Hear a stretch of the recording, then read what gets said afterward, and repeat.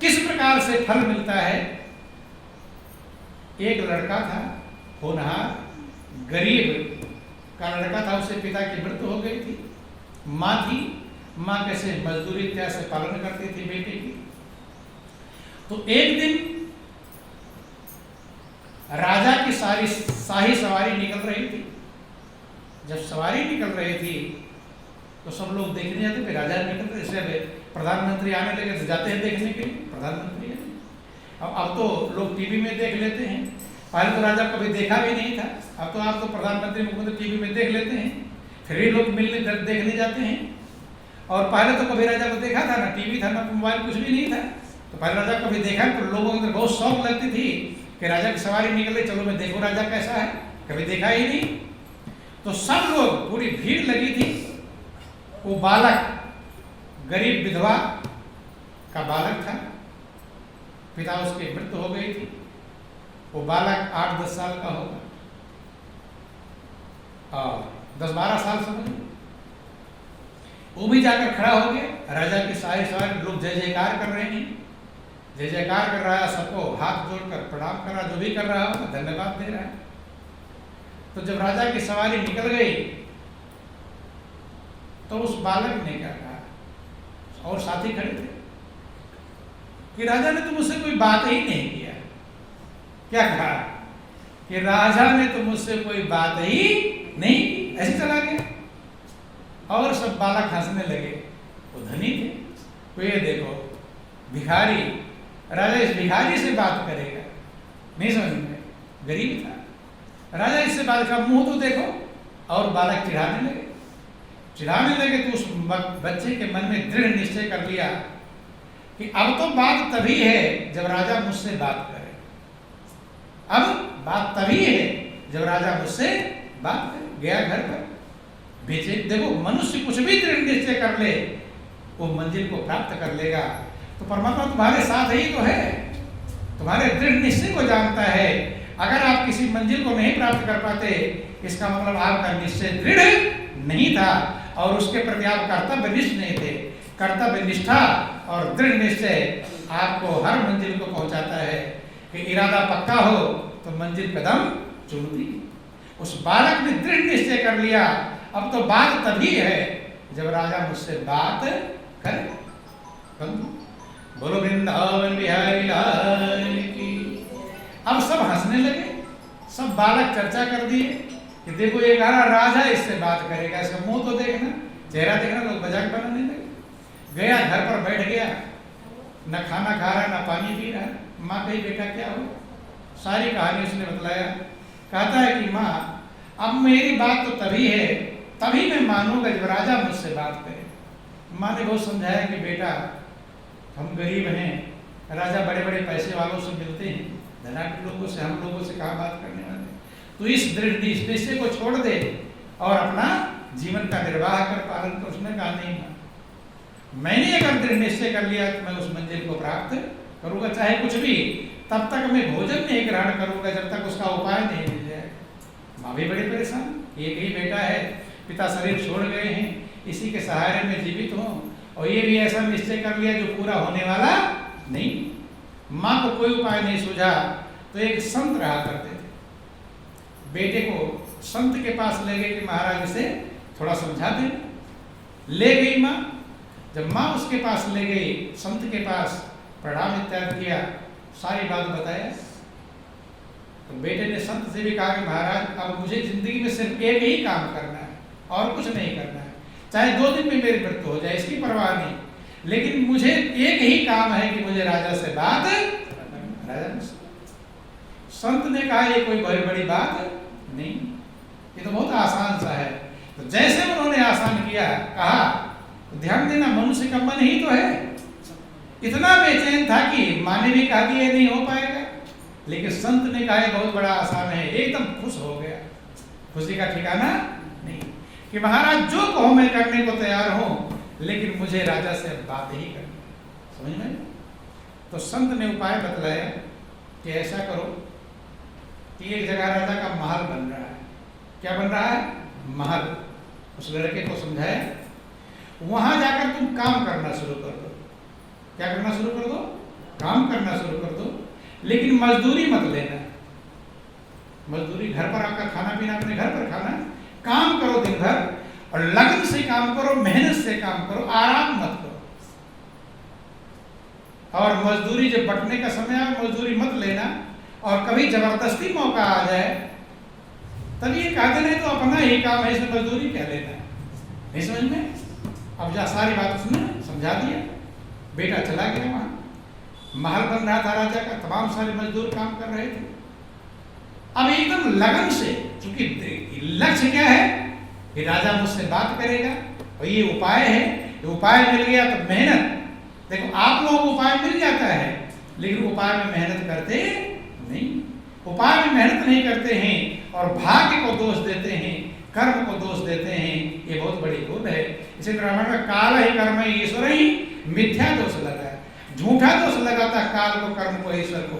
बंधुओं, जाकर जब मेहनत करने लगा तो और मजदूर एक चक्कर जब तक लगाते तब तक वो 2 चक्कर दौड़ दौड़ के सामान ढो रहा, ईंटी ढो रहा, मीठा ढो रहा, गाढ़ ढो, सब दौड़ दौड़ के चक्कर लगा दिन भर। जब शाम को मजदूरी बंटने का समय आवे तो पहले ही वहां से चला, 1 दिन में, 2 दिन में, 4 दिन में, जो भी देखते तो और मजदूर मजाक बनाते कि नया नया आया हुआ दिखा रहा, 4 दिन में फिर वो भी जैसे कहते नया नया घोड़ा आता है दौड़ता बड़ा तेज, और जब सामान लदना शुरू होता फिर वही 4 कि नया नया घोड़ा आया दौड़ लगा रहा है, और 4 दिन में फिर वही 4। लेकिन उसकी चाल कम नहीं हुई कि ध्यान का लक्ष्य, अगर आपका अपने लक्ष्य का ध्यान होगा तो मंजिल कदम चूमेगी। 10 दिन बीत गए, 20 दिन में, महीने बीत गए, लेकिन उसकी दौड़ भाग में सबसे ज्यादा था तो कम उम्र का, लेकिन मजदूरों ज्यादा काम करता था। 4-4 चक्कर लगा, वो लोग तो बैठ जाते कोई बीड़ी सिगरेट खाने के लिए, लेकिन वो काम ही करता रहता। सब देखकर, मंत्री भी देखकर हैरान और भी देखकर हैरान। तो एक दिन राजा निरीक्षण करने आया, देखने आया कितना माल बिकता नहीं बना। अब उसे क्या पता कि यही राजा है। राजा देख रहा है घूम टहल के, अब वो दौड़ रहा है पूरा मेहनत की रहा, राजा की भी नजर उस पर पड़ गई। देख रहा है कि इतना तो मेहनत कोई कर भी नहीं रहा, मोटे मोटे मजदूर हैं, वो तो धीरे धीरे चल रहे हैं, ये कौन सा बालक सा है वो 4 चक्कर लगा कर दौड़ रहा है। तो राजा ने मंत्री से चर्चा की, भाई ये कौन सा है लड़का, ये तो लगता है नया आया है, और जब मैं देख रहा हूं कि जब तक एक मजदूर एक बार वहां सामान लाकर आया था 3-3 चक्कर लगा, 4-4 चक्कर लगा। मंत्री ने कहा, महाराज जी आज की नई व्यवस्था नहीं है, ये ना जाने किस मिट्टी का बना हुआ है, ना ये थकता है, ना ये आराम करता है, और ना ये मजदूरी लेता है। क्या लेता है? मजदूरी लेता है। अगर मजदूरी देने को कहो तो कहता है अपने ही घर का काम है, तो अपने घर में कोई मजदूरी लेता है? मजदूरी दूसरे घर में ले जाता है तो अपना ही घर का काम है, अपने घर में कोई मजदूरी ले जाती है? राजा ने विचार किया, राजा के दिमाग कि ऐसा कौन है। राजा उसके पास गया, राजा ने कहा, भाई इधर आओ, क्या बात है और क्या तुम चाहते हो? तुम मजदूरी भी नहीं लेते और तुम इतना दौड़ कर रहे हो। उसने कहा, मिल गया मुझे मजदूरी। क्या मिल गया? ये किस लिए काम कर रहा था कि राजा मुझसे बात करे, कहे मुझे सब मिल गया। राजा भी इसमें क्या मिल गया, भाई कुछ मिला तो नहीं है? कहे महाराज मुझे सब मिल गया, मुझे कुछ नहीं चाहिए, मेरी मेहनत का फल मुझे मिल गया। कहे क्या मिल गया? तब उसने सारी कहानी बताई कि जब आपकी सवारी निकल रही थी और मैं देख रहा था खड़ा होकर, तो मेरे मन में विचार आया कि राजा जब जा रहा है तो कम से कम कुछ हाल चाल पूछता, बात करता, और आपने कुछ बात ही नहीं किया, सीधे चले गए। और चले गए तो मैंने जब ये कहा तो बच्चे मुझे चिढ़ा दिए, तो मैंने ये ठान लिया कि अब तो बात मेरी तभी है, यही लक्ष्य था मेरा, अब मेरी सफल हो गया, पास हो गया मैं अपने कर्म, मुझे चरम लक्ष्य था, जो लक्ष्य था वो मैंने पा लिया।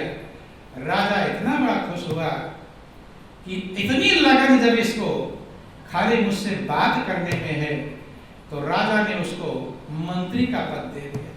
किसका पद दिया? मंत्री का पद। जब बिना मजदूरी के, ध्यान देना, इसे निष्काम कर्म कहते हैं। क्या कहते हैं? निष्काम कर्म। ऐसे परमात्मा ही राजा है और हम सब उसके बालक हैं। जब हम कर्म करते रहेंगे बिना कुछ चाहे तो परमात्मा तो वो दे देगा जो कभी आपने सोचा भी नहीं, जो कभी चाहा भी नहीं होगा, कभी वहां तक आपकी कल्पना भी नहीं पहुंचेगी, सोच भी नहीं सकते। प्रभु वो सब कुछ देने को तैयार है, लेकिन हम अपनी मजदूरी को निष्काम बिना कुछ चाहे, लेकिन गलती कहाँ होती है कि हम फल पाने चाहते हैं और कर्म करें चाहे ना। कि कर्म किए जा फल की इच्छा मत करना इंसान, ये है गीता का ज्ञान। कर्म करोगे फल को कोई रोक सकता नहीं, और जब फल को सोचोगे तो कर्म बिगड़ जाएगा, चाह ज्यादा हो जाएगी और कर्म उतना नहीं किया। जितने देर फल को सोचोगे उतना देर और कर्म हो जाएगा और ज्यादा बढ़ जाएगा। इसलिए भगवान कृष्ण ने जो गीता का पूरा निचोड़ अर्जुन को समझाया कि अर्जुन कर्मण्येव अधिकारस्मा फलस्याचन, हे अर्जुन कर्म की तरफ तू मजबूत बन जा और फल की तरफ कोई ध्यान मत दे। जो कर्म करेगा तो फल दौड़ कर आएगा, तो कोई रोक सकता दुनिया में किसी की ताकत नहीं। उदाहरण दिया गया कि सैकड़ों गायें हों और उसका बच्चा सैकड़ों गायों में अपनी मां को ढूंढ लेगा कि नहीं ढूंढ लेगा। ऐसे ही आपके कर्म का फल आपको कहीं भी जाओगे आपको ढूंढ ही लेगा, आपको प्राप्त होगा। ये जीवन का सार है, ये जीवन का लक्ष्य है। बहुत जीवन कीमती है बंधुओं, पल पल बीत रहा है। सत्य में स्थित होने का प्रयास करो, जब उसमें स्थित हो गए सब कुछ मिल जाएगा। क्योंकि अलग से मिलना नहीं, सब कुछ है ही, बस लेने का तरीका आप सीख जाएंगे। लाना भी कहीं से नहीं है, सब कुछ कि ढूंढने की भी तुझको जरूरत नहीं, तेरी सूरत में वो बात हो जाए। तुम्हारी सूरत में ये सब कुछ छिपा हुआ है, सारा खजाना छिपा हुआ है, बस लेने लायक हम बन जाएं, यही कीमत है। इन्हीं के साथ बोलिए प्रेम से सुखदेव महाराज की, श्री सच्चिदानंद भगवान की, गुरु वृंदावन बिहारी लाल की। त्वमेव माता च पिता त्वमेव बन्धुश्च सखा त्वमेव विद्या द्रविणं त्वमेव सर्वं मम देव देवा, त्वमेव सर्वं मम देव देवा, त्वमेव सर्वं मम देव देवा। बोलिए प्रेम से गुरुदेव महाराज की, श्री सच्चिदानंद भगवान की, उमापति महादेव की, पवन सुत हनुमान जी महाराज की, जगत जननी अम्बे मैया की, सिया